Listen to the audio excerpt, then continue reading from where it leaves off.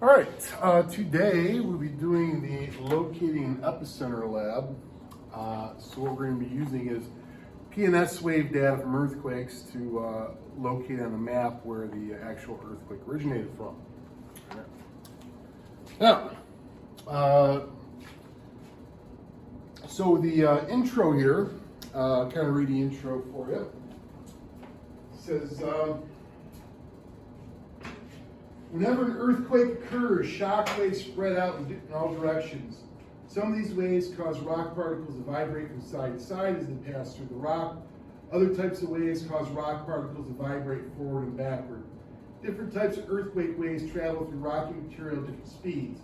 The earthquake shock waves that travel fastest are known as P or primary waves.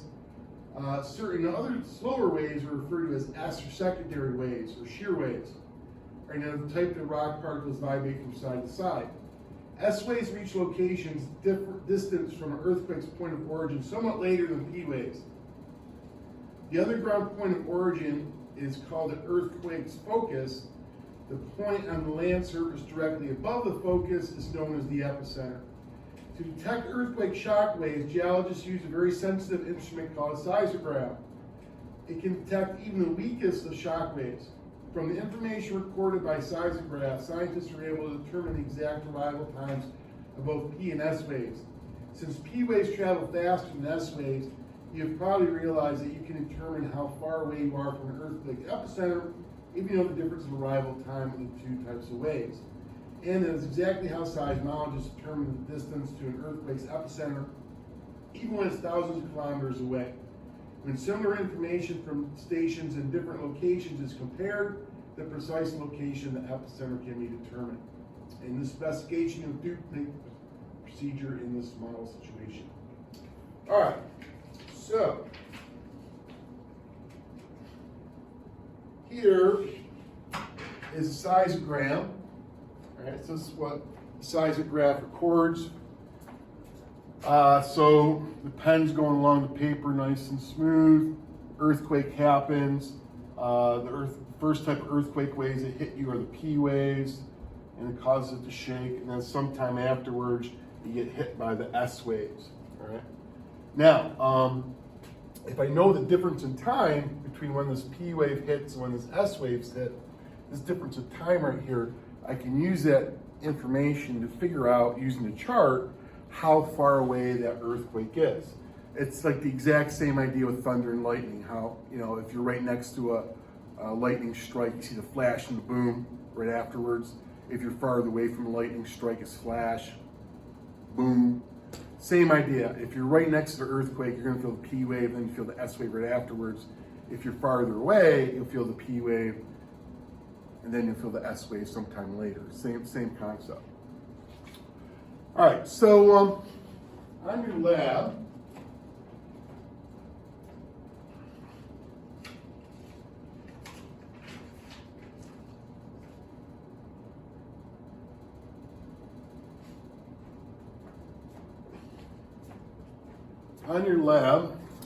what we have are 3 different stations that recorded P and S wave data from an earthquake. So Seattle, Houston, and Miami. So what this time right here is, it says difference in P and S wave arrival time. So what this 4 minutes means is Seattle felt the P wave, and then 4 minutes afterwards, it felt the S wave. In Houston, it felt the P wave, then only 1 minute and 50 seconds later, it felt the S wave. In Miami, it felt the P wave, then 2 minutes and 40 seconds later, it felt the S wave. I can use this information to figure out how far away the earthquake is.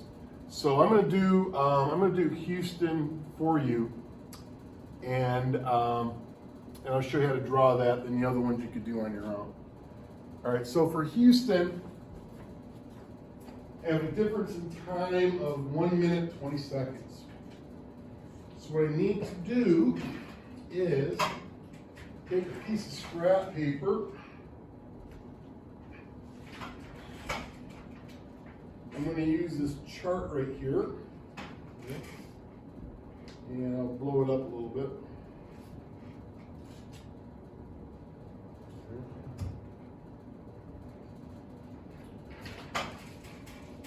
So this chart, the numbers on the bottom are thousands of kilometers.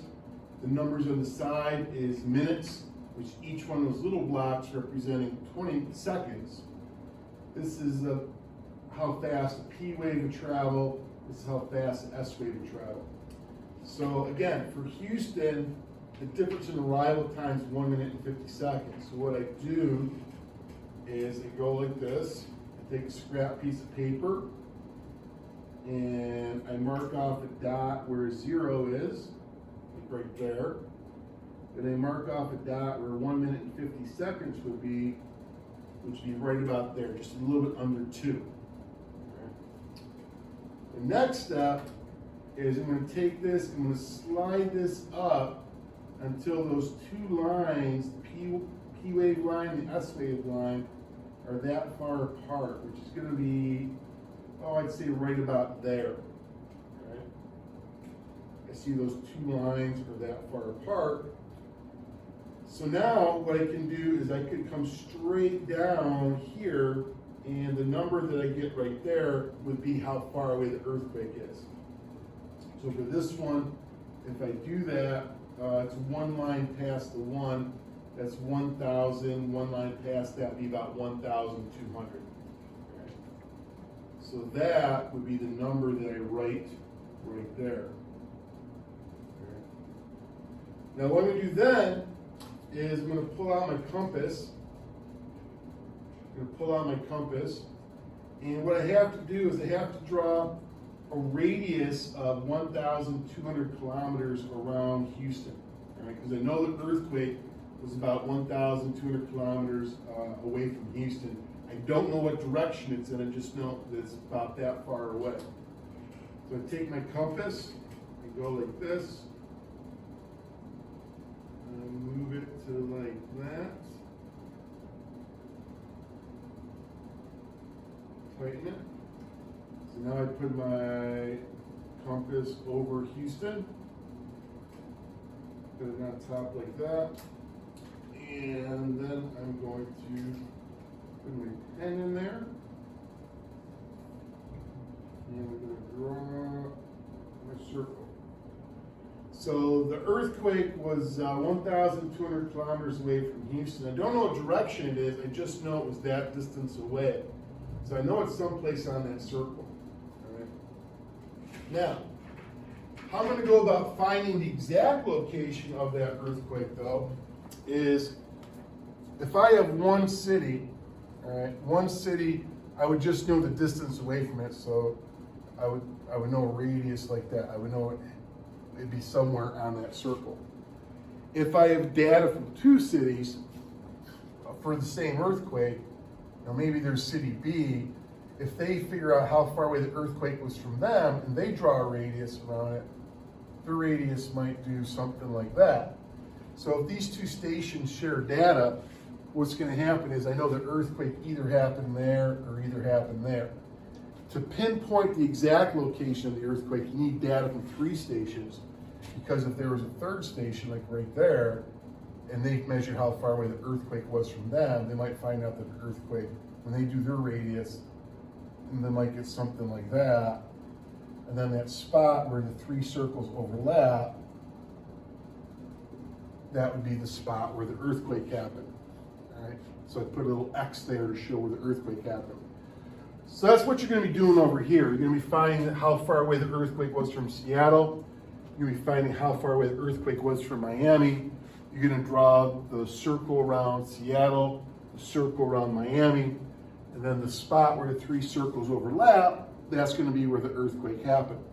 Now, if you do everything perfectly, it'll come out to 1 point. There's a good chance you're not going to do everything perfectly, right? Because even if you're just a little bit off on one of them, it's not going to come out perfect like that. There's a good chance if you draw it, like you might get something where your 3 circles do, they might do something like that. In which case I'd put my X in there someplace. Or if I drew my circles, maybe I get something like that, all right? I put my X right there. So if it doesn't come out perfectly like this, you want to put your X at about where the three circles intersect. So you want to make sure you put an X on the map where they intersect. And then the questions just have you, answer some stuff regarding this map and just some other general questions about that earthquake wave chart that I just showed you. And that's pretty much it.